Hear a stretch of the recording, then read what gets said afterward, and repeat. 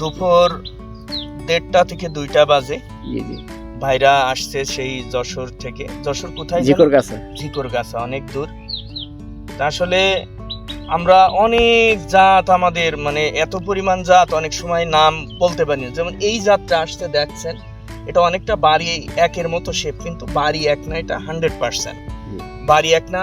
জমিতে দেখছেন যে সেচও দেয়া নেই, কিন্তু এই জাতটা যে কি জাত আমি নিজেও বলতে পারবো না। এবং গত বছরও যারা খেয়েছে তারা খুব আগ্রহ দেখিয়েছে, এবং এই জাতটাও বাংলাদেশে খুব ভালো একটা জাত হবে।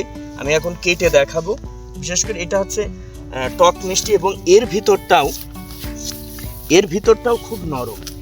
ভাই হ্যাঁ, 1 মিনিট, এই গাছের থেকে দেখি ফলের পাতা থেকে দেখি ফল বেশি। হ্যাঁ, প্রচুর ফল, তাও এখান থেকে প্রচুর পাড়া হয়েছে। হ্যাঁ, মানে যারা দর্শনার্থীরা আসুক তারা কিন্তু আমি খাওয়াই, কারণ এই গাছটার ফল মিষ্টি বেশি।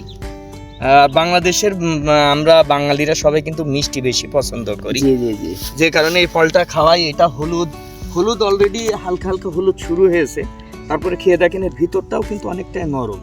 কম পরিচর্যায় প্রত্যেকটা কৃষক, আমি কৃষকদের বলে, আপনারা আমার এখানে যেটা দেখছেন, আমার এখান থেকে নিয়ে যে চারা নিজে লাগাবেন, আমার চাইতে যদি বেশি না হয় তারপরে বলবেন।